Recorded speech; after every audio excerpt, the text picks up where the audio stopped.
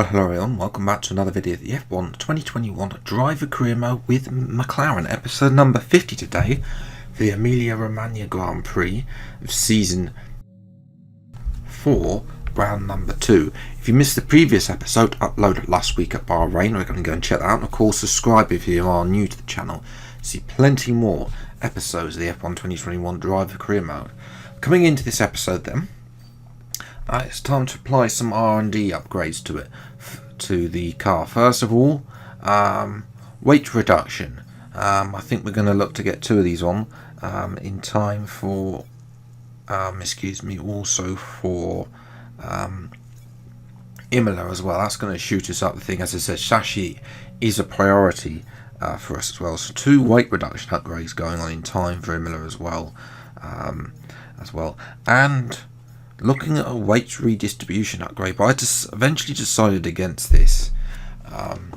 Again, there's also a few air upgrades we still got left to do as well.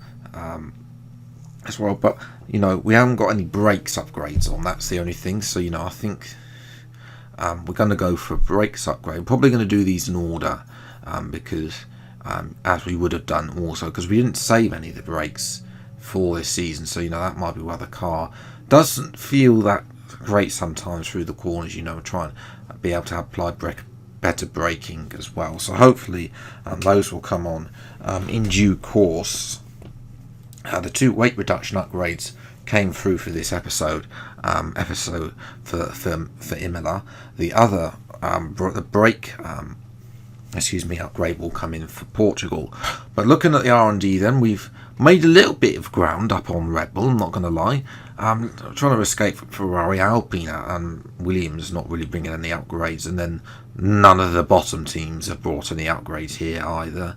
Mercedes look doomed so much. They've dominated so far throughout the seasons. Mercedes have won all the championships. Yes, it was a little bit tougher for me throughout season 3 as well, but the opening 2 seasons Mercedes were fully in control, really, and now of course now they're languishing down, struggling even to get any points whatsoever. So that's how badly they've come out of the regulation change. We'll have to wait and see what it holds in real life as well, because bigger than that swing.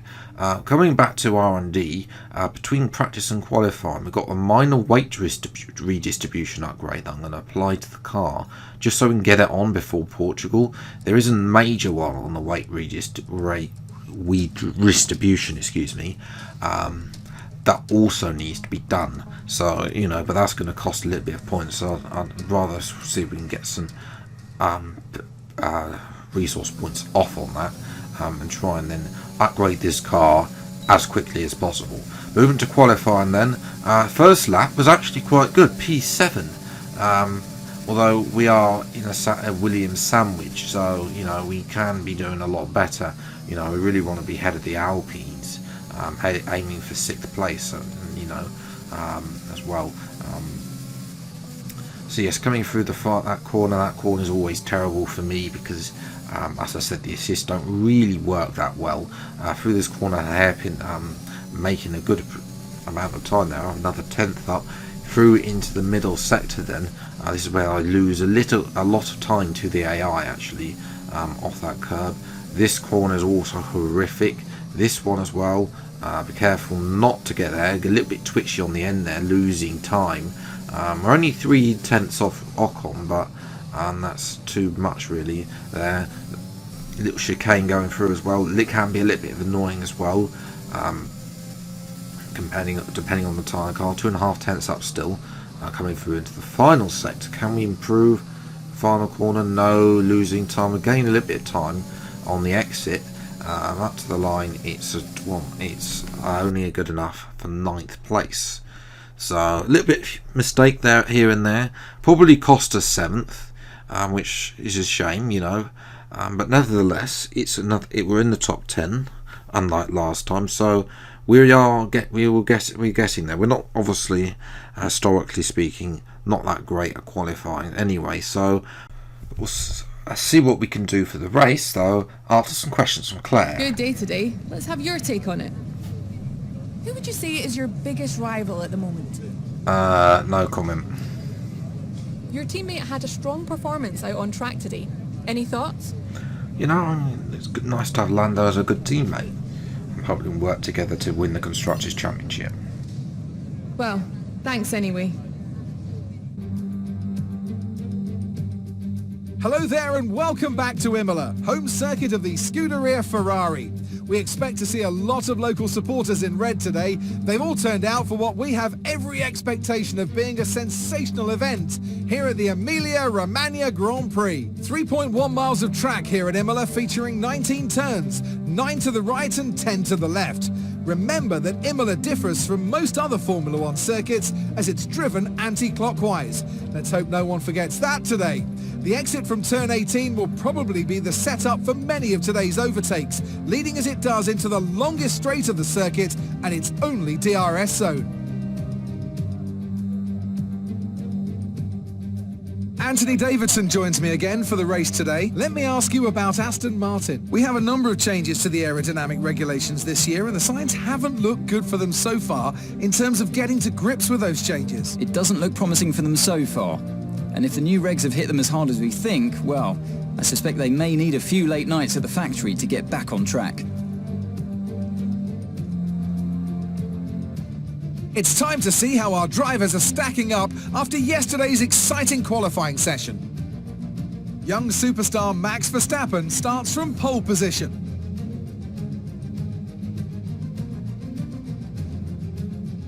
And it's Lance Stroll in P2. Looking at the rest of today's grid, we have Norris, Leclerc, Carlos Sainz and Ocon,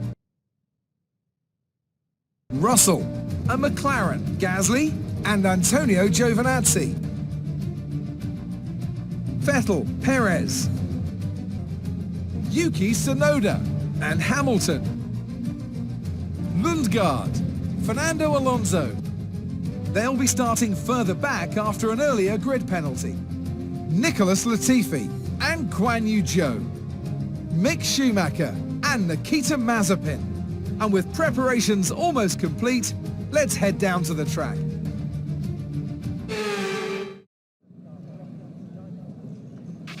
Now that we've got some points on the board, let's continue this form and aim for another top 10 finish. Starting from the back, from another position up, thanks to another Alpine. This time it's Alonso that sacrifices an engine. Well, race's strategy is one stop soft to mediums. So 5 red lights then for the Emilia-Romagna Grand Prix. 5 lights out, we're underway, and it's an okay start. Certainly better than Ferrari there. I think that was Sainz, an okay start for him. We're going to try and go around the outside of George Russell into turn 1, a former teammate of ours. Try to go have a look at Ocon as well, but unable to get Ocon. We're going to swoop across Russell and move up into P7. But now, of course, we need to look at the Alpine. Alpine haven't brought upgrades so far this season, so we need to, of course, just get past Ocon as soon as possible and dive down the inside up to P6 now. So, good start for us. We start to make progress as well. Ocon initially didn't want to give me the room there, but he yields eventually, as well as Lando Norris moves into the pits at the end of lap 1. So we had contact there. We're coming in at the end of lap number 8. The opening stint, not going to lie, not a lot happening. We were about 2 seconds off Sainz, to be fair. To me, the race pace is really good. I'm happy with the race pace. To be only 2 seconds off Sainz. So as well as Max Verstappen was in at the same time as us, and he's had a new front wing. So Verstappen has had a collision, presumably with his teammate. The Red Bulls were supremely fast, and here is Stroll round the outside. They've collided before in season 3, and it's happened again in season 4, and they both lost their front wings. So that's going to change the order, because that means that Charles Leclerc is your new race leader, ahead of Verstappen and Stroll. I'm not sure what's happened to Sainz. I think he's stayed out, so we'll see where Sainz comes out ahead of us. He's gone on for another lap. Oh, there he is, Sainz actually coming out ahead of Stroll. So it's Red Bull Red Bull have lost a couple of positions as Sainz has gone slowly out the pits. We're going to try and go around the outside, being forced off onto the gravel. They didn't. Stroll and Sainz did not want to give any room whatsoever at that corner. So, as I say, Sainz came out of the pit slowly. I tried to go around the outside, and they was just giving me absolutely no room whatsoever to go 3 wide at that corner. And of course, Sainz and Stroll can. Oh no, this is replay. Excuse me. I don't know if there was a little contact touch in there. It's a bit Stroll's fault, but Stroll, of course, and Sainz are going to continue to battle on the next lap. But Sainz is round. Yes, both of them fighting way too hard as I go into the gravel again, as well as watching Pierre Gasly. Unfortunately for the Frenchman, he is out of the race with an engine failure. He was ahead of both Alpines, no, not both Alpines, of Ocon, and I think that was one of the Williams cars. So the safety cars being deployed to clear up Sainz's front wing and Gasly's stricken AlphaTauri, with Verstappen back in the lead ahead of Leclerc from Stroll, and then myself up to 4th. Norris is 5th, so you know Norris is having a great recovery after that. Lap 1 collision with Leclerc, but of course Stroll is getting racy. We're going to try and capitalise on both Stroll. Stroll dives down the inside of Leclerc, doesn't get to do it. We're going to pull to the outside, and that's what I wanted to do with Stroll and Sainz. Then it didn't work. This time it has worked, and we're up to P2. So this is a very good move. Round the outside, they took each other wide through that corner, and this time we're up onto the podium as well. And Sainz did Leclerc, saw that I was coming through and gave me the space, but it doesn't take long for Leclerc to lose 3rd place behind, and he actually loses out to Lando in the end as well. So Stroll there coming through, so jump to lap 15. The end of lap 15 now. We've only got to survive 1 lap in front of Stroll. Verstappen is way too fast, so he's going to extend his lead at the top of the championship. But Stroll is in the back there, and I think he's lost a bit of his front wing as well. He has, on the left front end plate. So Stroll ran into the back of us, impatient, and Norris swoops around the outside of him, and that's going to allow, it's going to allow me a breather. It allows McLaren to get a double podium as well. For the 2nd race running, Stroll has been unable to convert into what should be an easy podium for me into a podium. So it's P2 for us today. Considering the fact that my pace, yes, was comparable to the Ferraris, wasn't there with the Red Bull. So we've got more upgrades to come.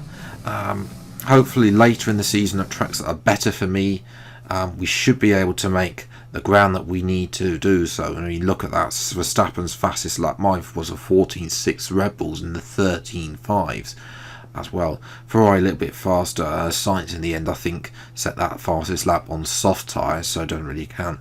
Gasly unlucky there as well. Mercedes got a point. Lundgaard got a point as well for Mercedes. So I don't know. I think because Sainz got forced off, I think Vettel may have been in a position as well to get a point, but he had another accident. So Lundgaard picks up the pieces and gets Mercedes' first point of the season as well. In terms for us, we're up to P2 ahead of Lando by 1 point. Verstappen 17 points. It is a little concerning if he starts to win at places that I know that I'm good, like Azerbaijan, Austria and so on. If Verstappen wins there, then it might be over. But it's still very early days. It only takes for Verstappen to have. Verstappen was in this very position last season, and he still didn't win at this moment in time. Construction's a lot closer thanks to Stroll. 8 points between us. Ferrari a long way behind. Game over for them already. Great work out there today. Let's have your thoughts. You really cut your way through the field today. What was your strategy? Now in these interviews we're going to praise the Sashi department because we need those upgrades. So eventually it You're will be beating that. all expectations. Would you say we all underestimated you? I'm in the McLaren. It's the 2nd fastest car on the grid, Claire. that's everything. Well, there we go. There is it. We got a durability upgrade from Mercedes as well coming in, and also we are looking to make upgrades. We're very good on the aero, but we're not ahead of Red Bull. So we need, if we want to be competitive with Verstappen, then we need to get ahead of Red Bull on the R&D chart. We've got 3 more races there that are probably not victories for me. Portugal, Spain and Monaco. Monaco is probably, out of those 3, surprisingly, I thought I'd never say this, but Monaco is actually probably the best track out of those 3. Spain, well, I mean, it's the first race on this year's game for me, that track as well. So a lot of that to come in future episodes. But if you have then enjoyed this video, then leave a like, subscribe to the channel, and you see plenty more F1 2021 driver career mode videos as and when they come out. Until the next video, then I'll see you next time. Take care. Thanks so much for watching. Enjoy your day, and goodbye.